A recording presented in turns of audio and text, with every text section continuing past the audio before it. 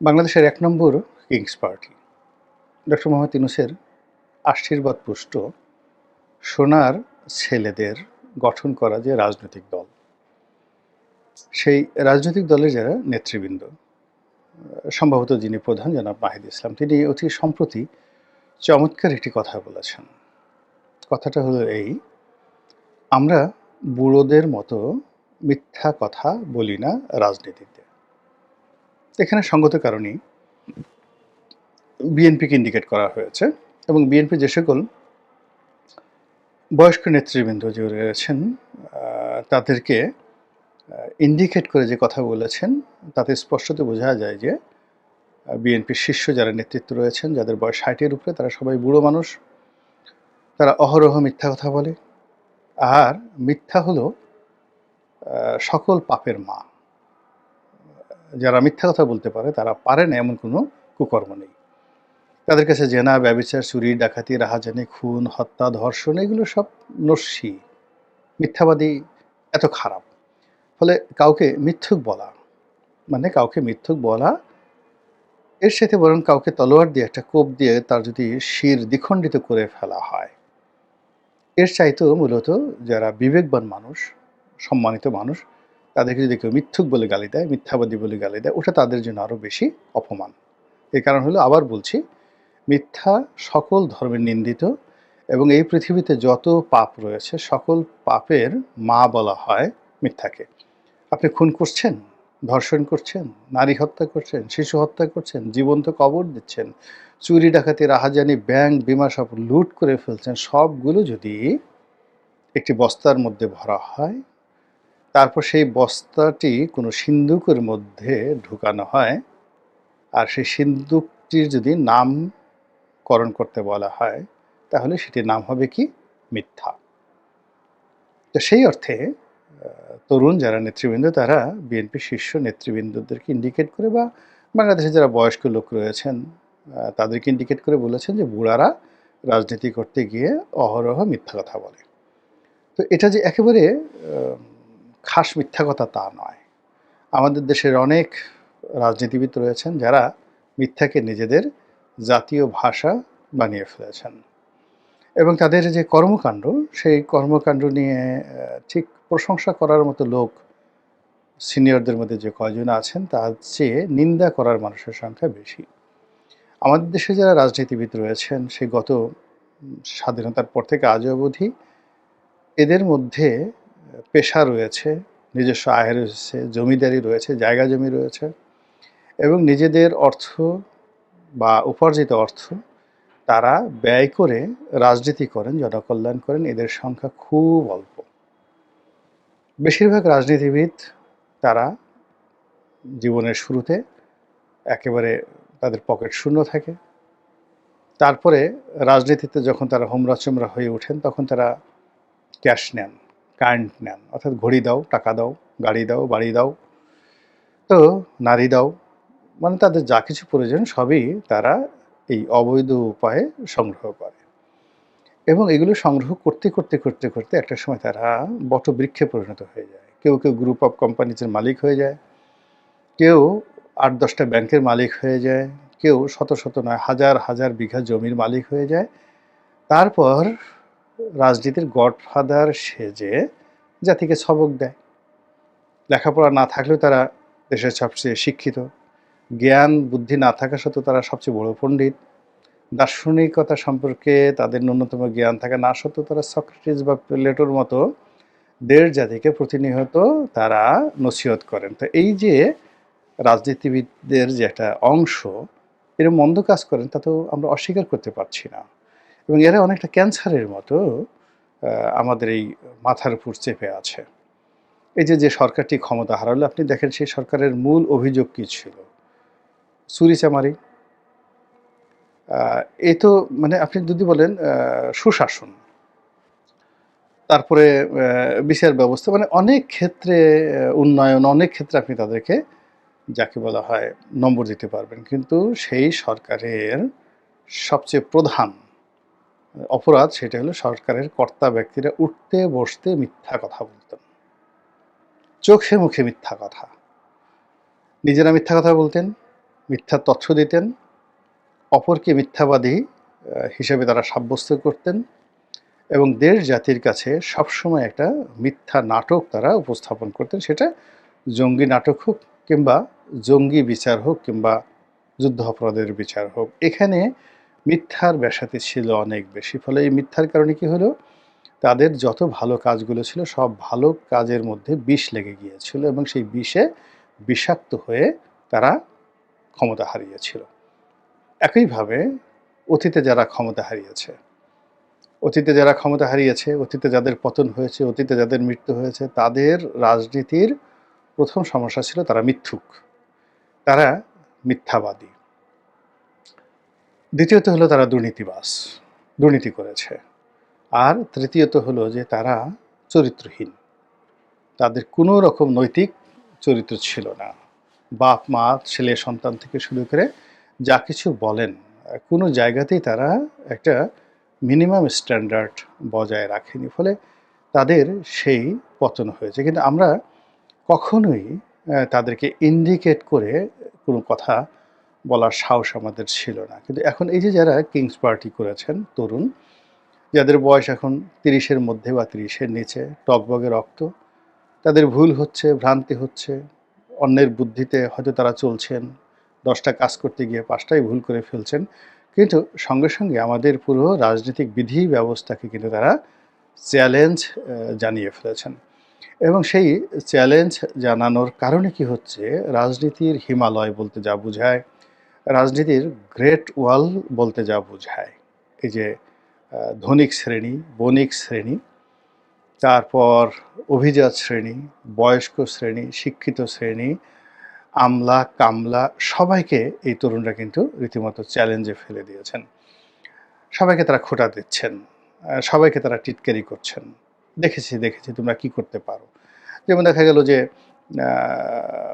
বিএনপির বড় বড় নেতা একেবারে ইন্ডিকেট করে তারা খোঁটা দিচ্ছেন যে এই তোমরা এত বড় বীরত্ব দেখাচ্ছ, আমাদের কারণে তো তোমরা এখন নড়াচড়া করতে পারছো, আমাদের কারণে তোমাদের মামলা মোকদ্দমা থেকে তোমরা রক্ষা পেয়েছো, বড় বড় কথা বলতে পেরেছো, তোমরা বিদেশে ছিলে, আমাদের কারণে বাংলাদেশে আসতে পেরেছো, তোমরা দেখা বলে যে কি বলো, বাড়ির সামনে তোমাদের একটা বিরাট বালুর ট্রাক ছিল তোমাদের নেত্রীর, সেই বালুর ট্রাকটা সরানোর মতো মুরুদ তোমাদের হয়নি, একটা লোক সেই বালুর ট্রাকটা দেখার জন্য যেতে যেদিন সাহস পায়নি, এই তোমাদের সাহস শক্তি, আর সেটা নিয়ে তোমরা আমাদেরকে চ্যালেঞ্জ জানাচ্ছ। এই কথা তারা কিন্তু মুখের উপর বলে দিচ্ছে এবং একই সঙ্গে রাজপথে তারা যেভাবে সেই তাদের রাজনৈতিক প্রতিপক্ষকে আক্রমণ করছে, জলে স্থলে অন্তরিক্ষে, রাজনৈতিক কৌশলে, তারপরে শেষে গালাগাল করে, বিভিন্ন রকম ট্যাগ দিয়ে, এই যে আপনি ধরেন টিনের ছেলে কাউয়া বা ১ ২ ৩ ৪, এরপরের যে বাক্যের অংশটি এখন তো বাংলাদেশে মশহুর হয়ে গেছে। মানে এটা জয় বাংলা স্লোগানের চাইতেও মানে বেশি সারা বাংলাদেশে কিন্তু এই স্লোগানটা এখন রীতিমতো মানে ভাইরাল হয়ে পড়েছে। এখন এই যে স্লোগানটা তারা দিল, এই স্লোগান দেওয়ার জন্য তাদের সাহস করতে হয়েছে এবং তাদেরকে চিন্তা ভাবনা করতে হয়েছে এবং এই স্লোগানটা কিন্তু তারা এখনও ক্রমাগত চালিয়ে যাচ্ছে। ফলে এটা কিন্তু আমাদের রাজনীতির জন্য একটা বিশাল টার্নিং পয়েন্ট, নাম্বার 1। নাম্বার 2 হলো এই তরুণরা বাংলাদেশের প্রধান যে রাজনৈতিক দলগুলো রয়েছে, বিএনপি এবং আওয়ামী লীগ, তাদের মধ্যে আতঙ্ক সৃষ্টি করে ফেলেছে। তাদেরকে বলতে গেলে মাথা নোয়াতে বাধ্য করা হয়েছে এবং যে কাজগুলি বড় রাজনৈতিক দলগুলো করেনি সেটা হলো তরুণদেরকে কখনো তারা মানুষ হিসেবে মনে করেনি। নিজ দলের অনেক মেধাবী তরুণ যারা আছেন বা ছিলেন, তাদেরকে কখনো তারা বসতেও বলেনি। সেই অহংকারী যে রাজনৈতিক নেতৃবৃন্দ, তারাই এখন এই যে বিপ্লবের যারা ৩০ বছরের নিচে যুবক আছেন, তাদের সঙ্গে একটু হ্যান্ডশেক করার জন্য, তাদের সঙ্গে একটু কোলাকুলি করার জন্য, তাদের অফিসে গিয়ে অনেকে বসে থাকেন। অনেক বড় বড় নেতা সেই ছাত্র নেতাদেরকে একটু রিকোয়েস্ট করে বা ছাত্র নেতাদের মাধ্যমে ২-৪টি সুপারিশ জোগাড় করে নিজের যে কাঙ্ক্ষিত যে সুযোগ সুবিধা, সেই সুযোগ সুবিধা রাষ্ট্র থেকে, বিভিন্ন প্রতিষ্ঠান থেকে, বিভিন্ন জায়গা থেকে তারা সেগুলো সংগ্রহ করার কিন্তু চেষ্টা করছেন। আমি একজন যুবকের সাথে কথা বলছিলাম, বিপ্লবী যুবকের সঙ্গে কথা বলছিলাম। কথা বলার পর তিনি যেটা বললেন যে, অমুক দলের অমুক বড় নেতা, সে তো আমাদের অফিসে গিয়ে বসে থাকে। রীতিমতো বসে থাকে। এখন আমি নিজে খুব অবাক হয়ে গেলাম যে আমি যাকে নেতা হিসেবে মনে করি, তো সে এই যুবকদের সাথে গিয়ে বসে থাকে। এটা কি ধরনের যাকে অবস্থা? তাহলে বোঝার চেষ্টা করুন যে তরুণরা পুরো রাজনৈতিক যে মাঠ, সেই মাঠটির নিয়ন্ত্রণ নিয়ে নিয়েছে এবং এখানে আ বড় দুটো রাজনৈতিক দলকে রীতিমতো ঐতিহাসিক চ্যালেঞ্জে ফেলে দিয়েছে। এর কারণ হলো তারা এই বড় দুটো রাজনৈতিক দলের পরিবর্তে বাকি যে ইসলামী দলগুলোকে, জামায়াতে ইসলামী, চরমোনাই, তাদেরকে যেভাবে তাদের পক্ষে নিয়ে এসছে এবং এই বড়, বড় দলের মানে চরমোনাই এবং যাকে বলা হয় জামাতের মতো বড়, বড় দলের যারা বড়, বড় নেতা, যাদের সিনিয়রিটি আছে, গ্রহণযোগ্যতা আছে, তাদের মুখ দিয়ে বিএনপি এবং আওয়ামী লীগকে টার্গেট করে যে সকল কথা এই যে তরুণরা এটা বলিয়ে নিচ্ছে, এর ফলে কি হলো? রাজনীতিতে রীতিমতো কানামাছি ভোঁ ভোঁ খেলার যে রীতি, এটা শুরু হয়ে গেছে। অর্থাৎ বিএনপি বা আওয়ামী লীগ অনেকটা এখন অন্ধের মতো, তাদের চোখ বেঁধে দেওয়া হয়েছে। তারা বুঝতে পারছে না যে তারা কোথায় আছে। তাদেরকে খোঁচানো হচ্ছে, কিন্তু তারা ধরতে পারছে না কে তাদেরকে খোঁচাচ্ছে। তারা বুঝতে পারছে না। একেবারে ঠিক গ্রামের যে কানামাছি খেলার মতো পুরো রাজনীতির ময়দানটি এখন বিএনপি এবং আওয়ামী লীগের মতো এরকম কানামাছি ভোঁ ভোঁয়ের মতো অবস্থা হয়ে গেছে। তা এই দুটো দলের শীর্ষ নেতাদের সবারই চোখ বেঁধে দেওয়া হয়েছে এবং বিভিন্ন অ্যাঙ্গেল থেকে তাদেরকে আঘাত করা হচ্ছে এবং বিভিন্ন অ্যাঙ্গেল থেকে তাদেরকে সুড়সুড়িয়ে দেওয়া হচ্ছে, উত্তেজিত করা হচ্ছে এবং তাদেরকে যাকে বলা হয় আসো, মারো, খেলো, হ্যাঁ? এই জিনিসগুলোতে প্রলুব্ধ করা হচ্ছে। কিন্তু তারা এর বিপরীতে দাঁড়াতে পারছে না। কাউকে ধরতে পারছে না। ফলে এই যে খেলাটা, রাজনীতির খেলাটা, কানামাছির এই খেলাটা আ স আ শেষ পর্যন্ত তাদের যে পরাজয় হবে কিনা, তারা দেখতে পারবে কিনা বা তারা ধরতে পারবে কিনা, তারা বিজয়ী হতে পারবে কিনা, এটা এখনো পর্যন্ত আনসার্টেন। এটা গেল ১। ২ নম্বর হলো গ্রামে যে গোল্লা ছুট খেলা দেখেন। আমরা ছোটকালে খেলেছি। একটা নির্দিষ্ট গোল্লা করে বা সার্কেল করে তার মধ্যে একে অপরের হাত ধরে শক্তভাবে দাঁড়িয়ে থাকে এবং সেটা ঘুরতে থাকে। ঘুরতে থেকে সেই সার্কেলের বাইরে তাদের যে সকল প্রতিদ্বন্দ্বী রয়েছে তাদেরকে ফাঁকি দিয়ে একেবারে নির্দিষ্ট জায়গাতে যখন দৌড়ে তারা চলে যেতে পারে, তখন সেইভাবে বিজয়ী হয়। তো সেক্ষেত্রে বর্তমান যারা তরুণ নেতৃত্ব রয়েছে, সেই তরুণ নেতৃত্ব যেভাবে একজন আরেকজনের হাত ধরে দেশের প্রধানতম রাজনৈতিক দলের বিরুদ্ধে যারা আছেন, তাদেরকে একই বৃত্তের মধ্যে, গোল্লার মধ্যে যেভাবে এনেছে এবং যেভাবে সার্কেল করা হচ্ছে চারিদিক থেকে, এটা তাদের রাজনৈতিক যারা প্রতিপক্ষ, সেই প্রতিপক্ষের নিঃশ্বাস-প্রশ্বাসের সমস্যা হচ্ছে এবং তাদেরকে যেভাবে দৌড়ের উপর রাখা হচ্ছে, বিভিন্নভাবে দৌড়ের উপর রাখা হচ্ছে এবং যে কৌশলগুলো করা হচ্ছে, সেই কৌশলে তাদের চোখ, পঞ্চেন্দ্রিয়, হাত, পা রীতিমতো ক্লান্ত হয়ে যাচ্ছে। তারা একবার যমুনাতে দৃষ্টি নিক্ষেপ করাচ্ছে, "আসো যমুনাতে আসো।" আবার বলে যে, "না লন্ডনে যাও। লন্ডনে গিয়ে হোটেলে গিয়ে দেখা করো।" তারপরে বলছে যে, "যমুনার প্রতি ভরসা রাখো।" তারপর আবার বলছে, "লন্ডন বৈঠকের প্রতি ভরসা রাখো।" তারপর আবার বলা হচ্ছে যে, "ঠিক আছে, ঐকমত্যের কমিশন হচ্ছে, আসো।" তারপরে বলা হচ্ছে যে, বিভিন্ন সংস্কার কমিশন হচ্ছে, আসো। তো এই যে সিনিয়র যারা নেতৃবৃন্দ রয়েছেন, তারা সেখানে যাচ্ছেন কোট পরে, টাই পরে, জুতা পলিশ করে, হাসি মুখে যাচ্ছেন এবং ১ম দিকে তাদের খুব ধারণা ছিল যে, নাহ, আমরা এবার দেখায়ে দিব যে আমরা যে রাজনীতি করতে পারি, আমরা যে জানি, যাদের সাথে বৈঠক করছি, সবকিছু করছি, তাদেরকে আমাদের জ্ঞানের দৌরত্ব, আমাদের প্রজ্ঞা, মেধা এগুলো সব দেখিয়ে এমন নাস্তানাবুদ করব, এমন শিক্ষা দিব যে জিন্দেগিতে আর মুখ তুলে কথা বলতে পারবে না। এভাবে কয়েক মাস চলে গেল। চলে যাওয়ার পরে বৈঠক একের পর এক হয়ে যাচ্ছে। যারা বৈঠক আয়োজন করছেন, যারা পিছন থেকে খোঁচা দিচ্ছেন, উত্তেজিত করছেন, মানে এতদিন পরে যারা বয়স্ক সিনিয়র নেতৃবৃন্দ রয়েছেন বিভিন্ন দলের, তারা বুঝতে পেরেছেন যে আমরা যে কাজগুলো করছি এটা কানামাছি, রাজনীতির কানামাছি, বহু খেলার মতোই চোখে আমরা এর চেয়ে অংশ ফরমাল। তাদের দেখা সাক্ষাৎ হয়েছে, হ্যান্ডশেক হয়েছে, শুভেচ্ছা বিনিময় হয়েছে। এবং তাদের সঙ্গী সাথীদেরকে নিয়ে তারা একটা ফটো সেশন করেছেন। তারপর তারা দুইজনে একান্তে কথাবার্তা বলেছেন। সেই বৈঠকের পর সরকারের পক্ষ থেকে তেমন কিছু বলা হয়নি, অর্থাৎ ডক্টর মোহাম্মদ ইউনূসের পক্ষ থেকে তেমন কিছু বলা হয়নি। জাস্ট একটা জয়েন্ট প্রেস কনফারেন্স করা হয়েছে মানুষকে প্রবোধ দেওয়ার জন্য, অনেক সুন্দর আলোচনা হয়েছে ইত্যাদি ইত্যাদি। আর আগামী ফেব্রুয়ারি মাসে একটা নির্বাচন হতে পারে শর্ত সাপেক্ষে, এরকম একটা আশ্বাস প্রধান উপদেষ্টা দিয়েছেন বলে তার প্রেস সচিব বলেছেন। আর প্রেস সচিব যেটা বলেছেন ওটাকে আবার সার্টিফাই করেছেন আমির খসরু মাহমুদ চৌধুরী। এবং ওই অবস্থাতে সারা বাংলাদেশে বিএনপি যারা নেতাকর্মী তাদের মধ্যে একেবারে রীতিমতো খুশির বন্যা, যে এটা একটা বিরাট মেঘনা কাটা হয়ে গেছে। ফেব্রুয়ারি মাসের 15 তারিখে যদি নির্বাচন হয়, 16 তারিখে তারেক রহমান সাহেব দেশের প্রধানমন্ত্রী, আমি এমপি, আর একজনে মন্ত্রী। তো যার জন্য পোশাক বানানো, স্যুট বানানো, তারপরে জুতো কেনা, সেন্ট কেনা, আরও নানা রকম চিন্তাভাবনা টেকনাফ থেকে তেঁতুলিয়া পর্যন্ত বিএনপি নেতাকর্মীদেরকে নানাভাবে উদ্বেলিত করেছে।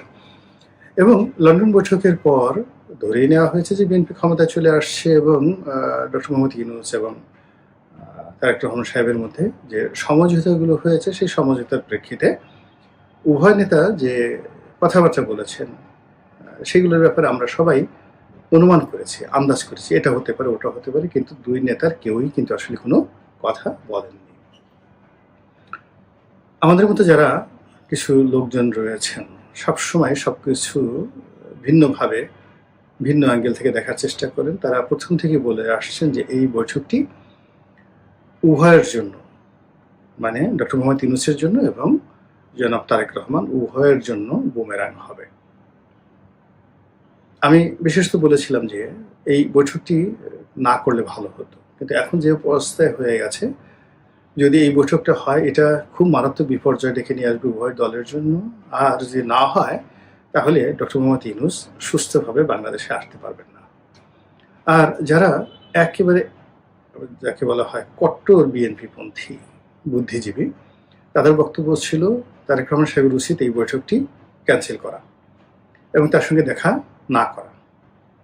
দ্বিতীয়ত অনেকে বলেছিলেন যে তিনি যখন সেখানে গিয়ে দেখলেন যে জনাব খলিলুর রহমান তাকে রিসিভ করার জন্য নিচে দাঁড়িয়ে আছেন, এর কারণ হলো বিএনপির 1 নম্বর দাবি ছিল দুজন উপদেষ্টার বিরুদ্ধে, খলিলুর রহমানের বিরুদ্ধে, এবং যেটার সঙ্গে সেনাবাহিনীর একটা যাকে বলা হয় ডাইরেক্ট সমর্থন ছিল। সেনাবাহিনীও চাচ্ছিল খলিলুর রহমান এই উপদেষ্টা পরিষদ থেকে বাদ পড়ুক এবং সেক্ষেত্রে তাদের এই মনোভাবটিকে বিএনপি সাপোর্ট করুক, এবং বিএনপি সেই কাজটি করেছে। তো কাজেই খলিলুর রহমানের এই ইস্যু ধরে যদি তারেক রহমান সাহেব সেখান থেকে ফিরে যেতেন যে আমাকে অপমান করা হয়েছে, তাহলে সেটা মানে বিএনপির জন্য একটা বিরাট গর্বের বিষয় হতো। দ্বিতীয়ত আরও একজন উপদেষ্টার ব্যাপারে বিএনপি আপত্তি জানিয়েছিল, কিন্তু পরবর্তীতে দেখা গেল বিএনপির সঙ্গে যখন একটা কাঙ্ক্ষিত বৈঠক হলো, বিএনপি বেশ কয়েকবার 7 বার নাকি চেষ্টা করেছে প্রধান উপদেষ্টার সঙ্গে বৈঠক করার জন্য এই লন্ডন যাওয়ার আগে, কিন্তু তিনি সময় দেননি বা দিতে পারেননি। কিন্তু পরবর্তীতে যখন তিনি সময় দিলেন দেখা গেল যে বিএনপি যার পদত্যাগ দাবি করেছিল সেই ভদ্রলোক তাকে, অর্থাৎ বিএনপি নেতাদেরকে রিসিভ করলো এবং সেই বৈঠকে উপদেষ্টার সঙ্গে, প্রধান উপদেষ্টার সঙ্গে বৈঠকে সেই উপদেষ্টা স্বয়ং উপস্থিত ছিলেন। এটা বিএনপির জন্য রীতিমতো একটা চপেটাঘাত। বিএনপি যদি আত্মমর্যাদা বোধ সম্পন্ন হতো এবং তাহলে সেই দিনই সেখান থেকে বের হয়ে যদি আসতো, তাহলে আজকের বিপত্তিতে পড়তো না বলে বিএনপি যারা কট্টরপন্থী সমর্থক করেছেন তারা কিন্তু প্রথম থেকে বলে আসছেন যে এই ভদ্রলোককে আপনারা চিনেন না, মানে ডক্টর মোহাম্মদ ইউনূসকে আপনারা চিনেন না, ওনার সঙ্গে সোজা আঙ্গুলে ঘি উঠবে না, উনি সারা দুনিয়া চড়ানো মানুষ, অনেক যাকে বলা হয় আন্তর্জাতিক অঙ্গনের তিনি একজন খেলোয়াড়। ফলে তার সঙ্গে যদি আপনারা খেলতে যান পদে পদে আপনারা ছক্কা পক্কার মধ্যে পড়ে যাবেন। একবার উপরে উঠবেন, একবার নিচে নামবেন, একবার ওই যে লুডো খেলতে গিয়ে যে সাপের মাথার কাছে চলে যাবেন, আবার লেজের নিচে চলে আসবেন। আপনি ছক্কা পেলেন, মেরেছেন ছক্কা, কিন্তু ছক্কা মেরে মেরে আপনি গিয়ে উঠলেন সাপের মুখে, ফলে একেবারে টান দিয়ে আপনাকে লেজের মধ্যে নিয়ে আসবে। তো রাজনীতিতে কখনো কখনো ছক্কা কাজ করে, কখনো কখনো ছক্কা একেবারে পক্কা হয়ে যায়। তো এরকম মানে পরপর 3টা ছক্কা হলে পক্কা হয়ে যায়। আবার কখনো দেখা যাচ্ছে যে ছক্কা হলো গিয়ে আপনি সাপের মুখে পড়লেন, এরকম রাজনীতিতে ঘটনা ঘটে। তো সেই ক্ষেত্রে বিএনপির দুটো বৈঠক, একটা হলো যে প্রধান উপদেষ্টা যখন তাদেরকে সময় দিচ্ছিলেন না, তখনই তাদেরকে বোঝা উচিত ছিল যে এখানে সোজা আঙ্গুলে ঘি উঠবে না, এখানে তাদেরকে আন্দোলন লড়াই সংগ্রামের মাধ্যমে এই ভদ্রলোককে ফিল্ডে আনতে হবে এবং বৈঠকটা প্রধানমন্ত্রী কার্যালয়ে হবে না, অর্থাৎ প্রধান উপদেষ্টার কার্যালয় হবে না, এটা হবে বিএনপির অফিসে বন্ধ কোনো একটা জায়গাতে। এর কারণ হলো এটা একটা ইন্টারিম সরকার, তত্ত্বাবধায়ক নয়, যার কোনো ওই বিএনপির যদি বলে যে এর কোনো সাংবিধানিক ভিত্তি নাই, এটা নাই, ওটা নাই, অনেক কিছু বলতে পারে। তো সেক্ষেত্রে ডক্টর মোহাম্মদ ইউনূস যদি উনি এখন ক্যান্টনমেন্টে যেতে পারেন, উনি যদি আরও অনেক জায়গাতে যেতে পারেন, তো সেক্ষেত্রে বেগম জিয়ার বাসায়, বিএনপির অফিসে, জামাতের অফিসে যেতে তার অসুবিধা কোথায়? এই পরিস্থিতিতে ইচ্ছা করলে বিএনপি তৈরি করতে পারতো। তা না করে তারা শুধু ক্রমাগত অপমান হচ্ছে, মিটিংয়ের জন্য তারা দাবি করছে, দেখা করার জন্য সাক্ষাৎ প্রার্থী হচ্ছে, আর বারবার প্রত্যাখ্যাত হচ্ছে। কিন্তু এত কিছু হওয়ার পরেও তাদের লজ্জা শরম হলো না, তারা গিয়ে একেবারে সেই আসিফ মাহমুদ, সজীব ভুঁইয়ার নেতৃত্বে গিয়ে সেখানে গিয়ে তারা বৈঠক করলো। এই গেল এখানকার ঘটনা। সেম ঘটনা আরও বিপর্যয় তৈরি করলো লন্ডনে। লন্ডনে ডক্টর মোহাম্মদ ইউনূস কেন গিয়েছিলেন, কী জন্য গিয়েছেন, একমাত্র আল্লাহ জানেন আর তিনি জানেন। যেটা আমরা দেখেছি যে ব্রিটেনের রাজা তাকে একটা পুরস্কার দিবেন, সেই পুরস্কার আনার জন্য তিনি গিয়েছেন। এটার সঙ্গে রাষ্ট্রের কোনো সম্পর্ক নেই, এটা তার একান্ত ব্যক্তিগত পুরস্কার। এবং এই কাজ করার জন্য রাষ্ট্রের কোষাগার থেকে হোটেল বাড়াই গেছে 3 কোটি টাকা। আর অন্যান্য যাতায়াত যদি খরচ ধরেন, তাহলে কত কোটি টাকা গেছে একমাত্র আল্লাহই জানেন। তো এই টাকা নিয়ে গিয়ে তিনি সেখানে আরও অনেক কিছু করার চেষ্টা করেছেন। তার মধ্যে অন্যতম ছিল ব্রিটেনের প্রধানমন্ত্রীর সঙ্গে বৈঠক করা, সেটা তিনি পারেননি। ওখানে আওয়ামী লীগের লোকজন একেবারে তার জীবনটাকে রীতিমতো বিপর্যস্ত করে দিয়েছে, মিছিল করে, মিটিং করে, টিটকারি করে, বদমাইশি করে, তারপরে শেষে ডিম ছুঁড়ে, তারপরে শেষে আরও অনেক কিছু অভিনব যাকে বলে প্রতিবাদ, মানে ট্রাকের উপর ডক্টর মোহাম্মদ ইউনূসের সেই টেলিভিশনে তার যাকে বলা হয় কার্টুন এঁকে তারপর সে হোটেলের সামনে দিয়ে বারবার চক্কর দেওয়া, আবার সেগুলো দেখে পুলিশ ভি চিহ্ন দেখানো, মানে ব্রিটেনের পুলিশ ভি চিহ্ন দেখানো, এই নানা রকম ঘটনায় তিনি একেবারে বিপর্যস্ত হয়ে পড়েছিলেন। তো সেক্ষেত্রে তারেক রহমান সাহেবের সঙ্গে তার যে বৈঠক, এটাকে ধরে নেওয়া হয় তার জন্য চন্দ্র বিজয়ের মতো ঘটনা। তো এই যে পলিটিক্সটি ডক্টর মোহাম্মদ ইউনূস করেছেন শেষ সময়টিতে, এবং সেই পলিটিক্সে তিনি একেবারে 100% পেয়েছেন। অর্থাৎ তিনি তারেক রহমান সাহেবের সঙ্গে আনএক্সপেক্টেডলি একটা বৈঠকের আয়োজন করেছেন, তারেক রহমান সাহেবকে তার হোটেলে আনতে পেরেছেন, আর তারেক রহমান সাহেব যার পদত্যাগ দাবি করেছিলেন তাকে দাঁড়াই তিনি তাকে অভ্যর্থনা জানিয়েছেন। সর্বশেষ তারেক রহমান সাহেব একটা বর্ডার লাইন দিয়ে দিয়েছিলেন যে 2025 সনের ডিসেম্বরের মধ্যেই নির্বাচন হতে হবে। এবং তারেক রহমান সাহেব এই যে এত বড় কথা বলেছিলেন, এই কথার পেছনে বন্ধু রাষ্ট্রের গ্রিন সিগন্যাল ছিল, চীনের গ্রিন সিগন্যাল ছিল, এরপর সেনাবাহিনীর গ্রিন সিগন্যাল ছিল, তার দলের নেতাকর্মীদের গ্রিন সিগন্যাল ছিল। এই সব সিগন্যালগুলো ব্রেক করে তিনি এটাকে নিয়ে গেলেন ফেব্রুয়ারিতে বা এপ্রিলে, অর্থাৎ যেটা ইউনূস সাহেব চেয়েছেন সেটাই সেই লন্ডন বৈঠকে আলোচনা হলো। তাহলে ধরুন আপনি জিদ ধরেছেন গোল্লাছুট খেলার মধ্যে, যে গোল্লার মধ্যে আছেন, এখন গোল্লার বাইরে আপনাকে নিয়ে যাওয়া হয়েছে। তো তারেক রহমান সাহেবকে সেই গোল্লার বাইরে ডক্টর মোহাম্মদ ইউনূস অত্যন্ত সুকৌশলে তিনি নিয়ে যেতে পেরেছেন। ফলে কি হলো, ওই বৈঠকের পরে সবাই আত্মতুষ্টি অনুভব করলো, আমি করিনি। আমি ওই বৈঠক হওয়ার আগেই বলেছিলাম যেটা বুমেরাং হবে, আর বৈঠক হওয়ার পরে বলেছি এটা শুধু বুমেরাং হবে না, আমি যতটা মনে করেছিলাম তার চেয়ে বেশি বুমেরাং হবে। জুলাই মাসে এসে সেই অবস্থাটা তৈরি হয়েছে। এখন স্বয়ং তারেক রহমান সাহেব তিনি এই বৈঠকের উপর আস্থা হারিয়ে ফেলেছেন। এর আগে এই বৈঠকে কি আলোচনা হয়েছিল তার একটা ইন্ডিকেশন ঢাকার যে জনতার মেয়র হিসেবে খ্যাত এরশাকের একটি বক্তব্যে ফুটে উঠেছে। তিনি বলেছিলেন যে নগর ভবন থেকে যদি তার যে অবরোধ এটা তুলে নিতে হয়, তাহলে লন্ডনে তার নেতার সঙ্গে কি কথা হয়েছে সেটা বাস্তবায়ন করতে হবে, অথবা নেতার হুকুম লাগবে, নেতার কাছ থেকে হুকুম আনতে হবে। তাহলে দেখুন সেখানে যে আলোচনা হয়েছে সেটাও যেমন বাস্তবায়ন হয়নি, আর এরশাক সাহেবকে ওখান থেকে উঠিয়ে নেওয়ার জন্য তারেক রহমান সাহেবের কোনো হুকুমের প্রয়োজন হয়নি। এরশাক সেখান থেকে যেতে বাধ্য হয়েছেন, পরিস্থিতি এমনই তৈরি করা হয়েছে। তো কাজেই এটা হলো একটা একেবারে প্রাথমিক পরাজয়। এবং আমি যেটি আগে ধারণা করেছিলাম যে সরকার একটা ব্রিদিং টাইম চাচ্ছে এবং জুলাই মাসটাকে তারা, জুলাই এবং আগস্ট এই 5 তারিখের সময়টাকে তারা চাচ্ছে। এই সময়টাতে যে গোপালগঞ্জে যাওয়া এবং গোপালগঞ্জে যাওয়ার আগে এনসিপির সঙ্গে সরাসরি তারেক রহমানের কন্ট্রাডিকশন, এনসিপির সঙ্গে সরাসরি বিএনপির কন্ট্রাডিকশন, তারপর চরমোনাইয়ের সঙ্গে বিএনপির সরাসরি কন্ট্রাডিকশন এবং তারেক রহমানকে টার্গেট করে এনসিপির ছাত্ররা, সমর্থকরা, তারপর চরমোনাইয়ের পীর সাহেব এবং জামাতের যত রকম নেতাকর্মী আছেন তারা ইন্টারনেটে মানে বেগম জিয়া, শহীদ প্রেসিডেন্ট জিয়াউর রহমান এবং তারেক রহমান সাহেবকে নিয়ে একেবারে বক্তব্য নেতিবাচক গালাগালি করে তাদেরকে বলতে গেলে বঙ্গোপসাগরের ওপারে আন্দামানে পাঠিয়ে দিয়েছেন। বোঝার চেষ্টা করেন, আন্দামানে চলে গেছে। তখন বিএনপি বাধ্য হয়ে পল্টনে একটা সমাবেশ ডাকার চেষ্টা করলো এবং সেই সমাবেশে তারা কি করলো, সেই আন্দামান থেকে ফিরে এসে মানে যে ভাষায় তাদেরকে গালাগালি করা হয়েছিল ঠিক একই ভাষায় তারাও গালাগালি করলো। ফলে কি হলো দেখুন, মানে ডক্টর মোহাম্মদ ইউনূস, খলিলুর রহমান, আসিফ মাহমুদ সজীব ভুঁইয়া তাদের যে লেভেল রয়েছে, সারি রয়েছে, সেখান থেকে বিএনপিকে নামিয়ে আনা হয়েছে শায়েকে চরমোনাই এবং এনসিপির নাহিদ, সার্জিস, মাহফুজ ওনাদের চাইতে আরো পর্যায়ে, নিচের পর্যায়ে নিয়ে আনা হয়ে গেছে। আচ্ছা গেল।